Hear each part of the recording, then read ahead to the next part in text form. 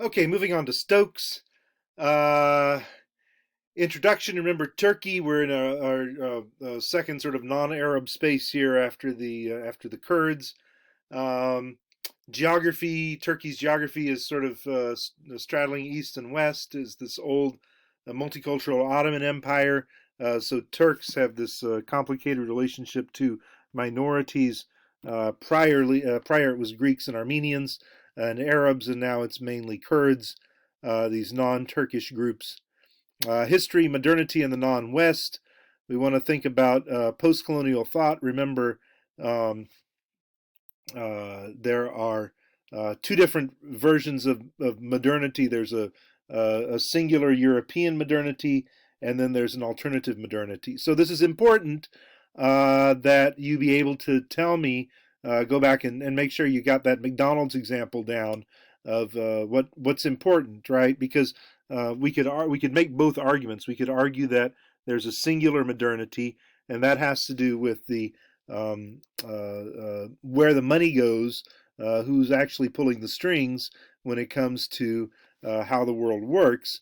But then we can also talk about alternative modernities and say, look, honestly, it's true that there are multiple um, multiple different kinds of McDonald's, and there's different versions of the modern world. Um, but that's almost like window dressing when it comes down to it. That's a sort of a formal and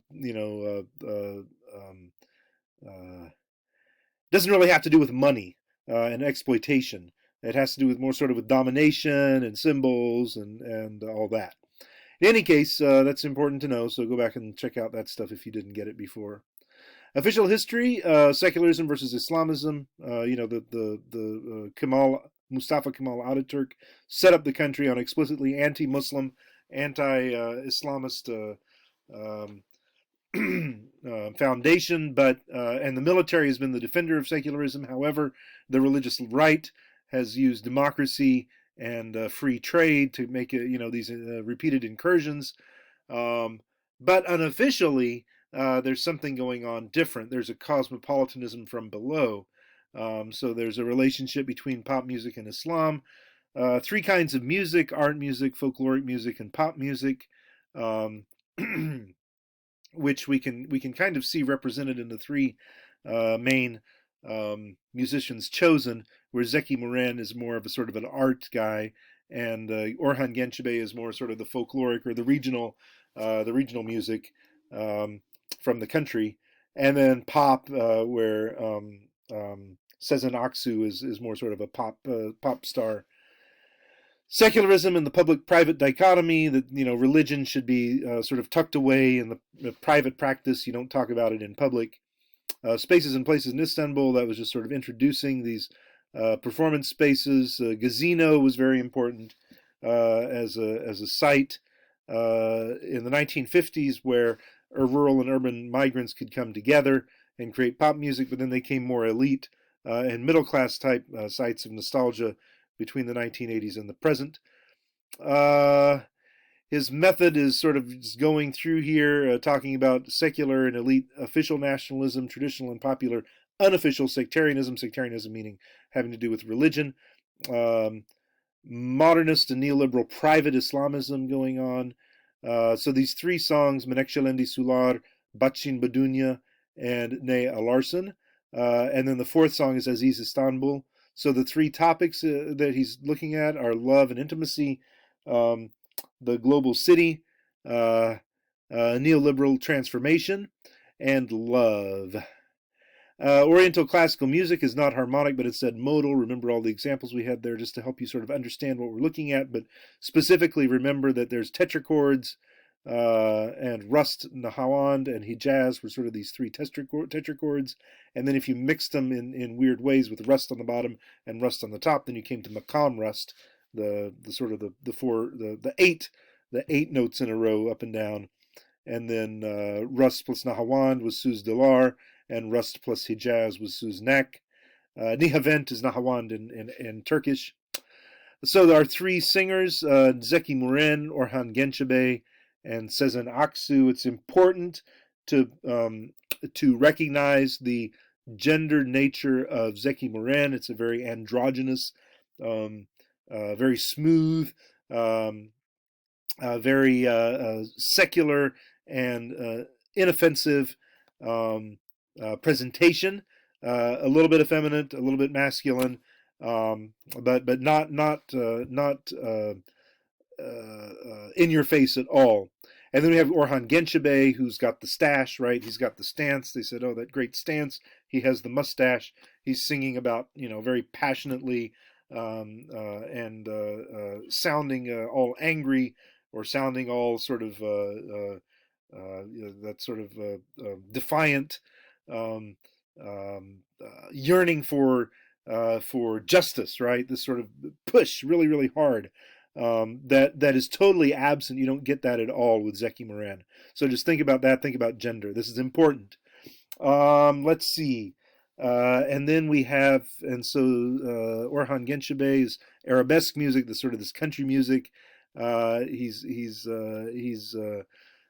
associated with arabesque, but always kind of pushing it away, but defending it at the same time. And then finally we have Sezen Aksu. Remember the blonde woman who's very beautiful and very suave and sophisticated, and totally dissing on the state, and how primitive they are, trying to market her music, and what a big failure it is. Um, remember, Sezen Aksu becomes identified with this neoliberal transformation from a state-centered economy to a free market economy. Um, so remember, so that's important. It says in Aksu, and the way her sound is, it's not just with Orhan Gençebay. His sound was responding to the ear of the Turkish sort of rural to urban migrant, conservative, religious, somewhat backward country bumpkin. Whereas what Sezen Aksu is doing is she is taking her sound and manipulating the ear of the Turkish middle class and orienting it out toward the West, and really sort of transforming society in a much more complex way, um, and really deep transformations of the economy. So, and reflecting the neoliberal transformation of the economy toward capitalism, toward Islamism, away from secularism, away from sort of state-sponsored capitalism with state industry and all that. Ankara versus Istanbul. Basically, Istanbul is taking over with the voting and with the Islamist politics. And then finally, we have these three versions here of Aziz Istanbul. Yahya Kemal was the author of the poem, and then Munir Nurettin Seljuk had a version in the 1950s, and then Bülent Ersoy had a version in 1995, and then Timur Seljuk had the version of 2003. And we can see here the reaction of Bülent Ersoy against the version of Bülent Ersoy's singing. Basically, it's important to note that